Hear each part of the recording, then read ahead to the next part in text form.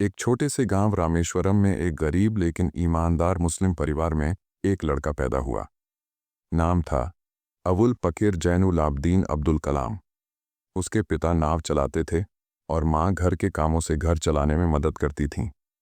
घर में पैसे की तंगी थी, लेकिन उस बच्चे के सपनों की कोई सीमा नहीं थी। वह बचपन से ही अलग सोच रखता था। स्कूल से लौटकर वह अखबार बांटता था ताकि अपने पढ़ाई के खर्च में मदद कर सके। जब उसके दोस्त खेलने में व्यस्त रहते, वह आसमान की ओर देखता और सोचता, एक दिन मैं भी उड़ूंगा जैसे ये पक्षी उड़ते हैं। पढ़ाई में उसकी गहरी रुचि थी और विज्ञान उसका प्रिय विषय था। टीचर्स उसकी लगन देखकर दंग रह जाते थे। वह हमेशा पूछता था, हम इंसान आकाश में क्यों नहीं उड़ सकते। जब वो थोड़ा बड़ा हुआ तो उसने एयरोनॉटिकल इंजीनियर बनने का सपना देखा, लेकिन आर्थिक स्थिति खराब थी। उसके पास कॉलेज की फीस भरने के पैसे नहीं थे। तब उसकी बहन ने अपने गहने गिरवी रखे ताकि उसका सपना मर न जाए। यह बलिदान उसके दिल में हमेशा के लिए बैठ गया। उसने मद्रास इंस्टीट्यूट ऑफ टेक्नोलॉजी से इंजीनियरिंग की पढ़ाई की और फिर डीआरडीओ और आईएसआरओ में काम करने लगा। वहां उसने भारतीय अंतरिक्ष कार्यक्रम में योगदान दिया।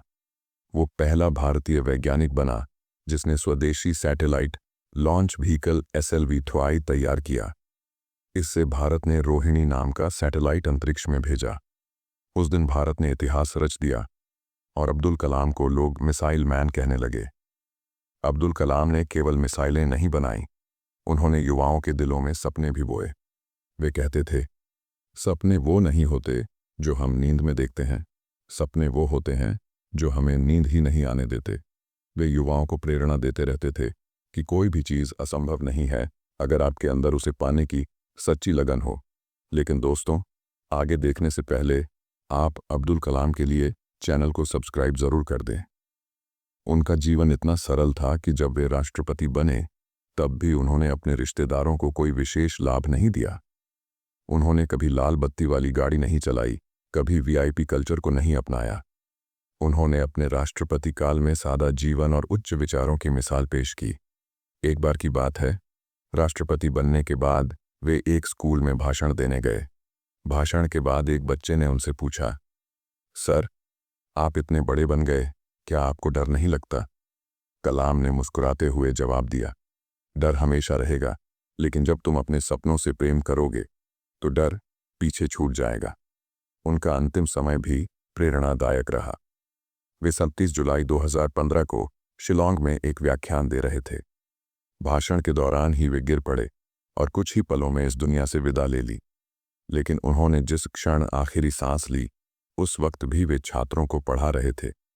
उनकी कहानी हमें सिखाती है कि ज़रूरी नहीं है कि तुम अमीर परिवार में पैदा हुए हो, ज़रूरी ये है कि तुम्हारे सपने कितने अमीर हैं। अगर सपने सच्चे हैं, मेहनत ईमानदार है और इरादा मजबूत है, तो हर इंसान अपने जीवन में कलाम बन सकता है। दोस्तों, जाते जाते चैनल को सब्सक्राइब ज़रूर कर दें और कमेंट में बताएं कि आपने इस कहानी से सीखा।